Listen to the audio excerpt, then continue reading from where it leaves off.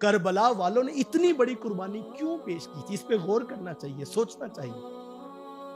یار 72 لوگ کٹے ہیں، 1 2 4 لوگ نہیں، اور اتنے قیمتی لوگ کہ میں کہتا ہوں اس وقت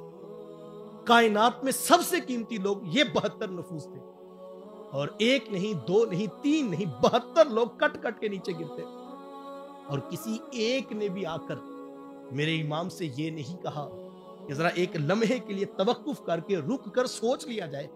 شاید کہیں ہماری راہ میں کوئی غلطی نہ ہو۔ 72 کے 72 لوگ 56 سال کے حسین ابن علی سے لے کر 6 ماہ کے بچوں تک ہر کوئی ایک بنیاد پہ کھڑا تھا۔ ہم کٹ تو سکتے ہیں لیکن یزیدیت کی حمایت نہیں کر سکتے۔ میں آپ دیکھیں ہم کہاں پہ کھڑے ہیں، بہت کچھ سیکھا جا سکتا ہے کربلا کے میدان سے۔ میں صبح سے غور کر رہا ہوں تو میں سوچتا ہوں، بار بار سوچتا ہوں کہ یار وہ کون سی شے تھی جس نے امام کو اپنے نظریے پہ اتنی استقامت کے ساتھ کھڑا کیا کہ اپنے بچے شہید ہو گئے، بیٹیاں مخدرات اسلام اور خاندان نبوت کے چشم و چراغ شہید ہو گئے، لیکن ایک لمحے کے لیے نہیں کہا کہ ہم دوبارہ ریویژن کر لیتے ہیں، ہم نظریے کو ریوائز کر لیتے ہیں۔ مقصد کیا؟ یہ ساری بات سمجھانا چاہتا ہوں، میرے امام کو 100% یقین تھا یزیدیت کچھ اور ہے، حسینیت وہی ہے جس پہ حسین ابن علی کھڑا ہے، اور کہا یہی وہ راہ ہے، چونکہ اللہ نے خود فرمایا تھا، اللہ اکبر، انما یرید اللہ لیذھب عنکم الرجس، اور میرے امام اس آیت کی تفسیر بننا چاہتے تھے، قیامت تک لوگوں کو پتا چل جائے پلیدی نجاست ادھر کھڑی ہے، اور حسین ابن علی کو یقین ہے کہ ہماری طہارت و پاکیزگی صرف اجسام کی نہیں ہوئی، ہمارے خیالات، نظریات، افکار، سوچیں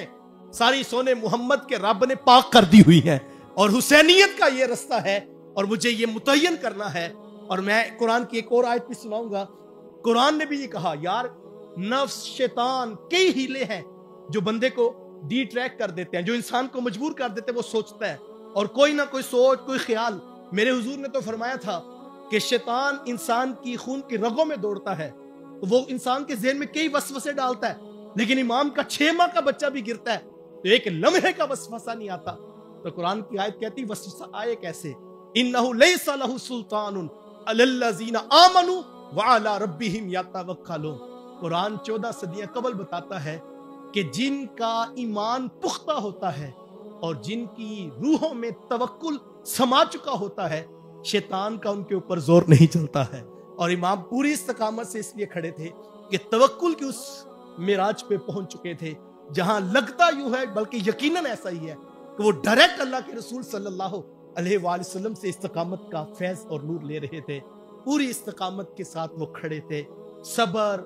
حلم، برداشت، بہت کچھ سیکھا جا سکتا ہے، لیکن میں آپ سب کے لیے، اپنے لیے آج کی شب عاشور میں دعا مانگتا ہوں، یا اللہ ہمیں کربلا کے راہی کا،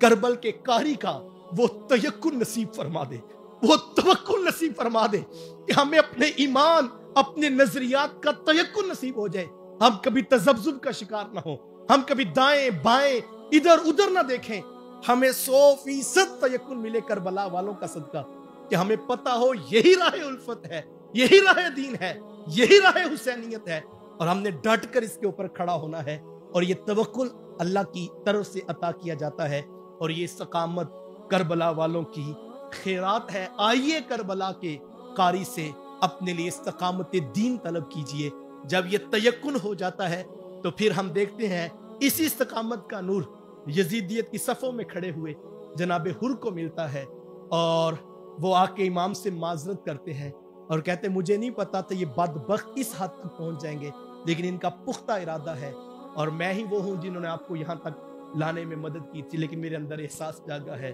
اب میرا کچھ بھی ہو جائے میں آپ کا دامن نہیں چھوڑوں گا، آپ مجھے معاف کیجئے گا۔ اس لمحے میں بھی میرے امام کہتے کہ میں نے اللہ کی رضا کے لیے تمہیں معاف کر دیا، اور میں دعا کرتا ہوں اللہ تمہیں سرخرو فرمائے گا۔ تو یہ استقامت ملتی ہے کربلا والوں سے۔ آئیے اللہ سے نظریات کی استقامت مانگیے، اللہ سے مسائل، پریشانیاں جتنی بھی آ جائیں، تکالیف آ جائیں، ہم حق کے ساتھ جب کھڑے ہوں، پھر اس کے مقابلے میں کوئی چیز آئے تو اللہ ہمیں استقامت کا نور عطا فرمائے،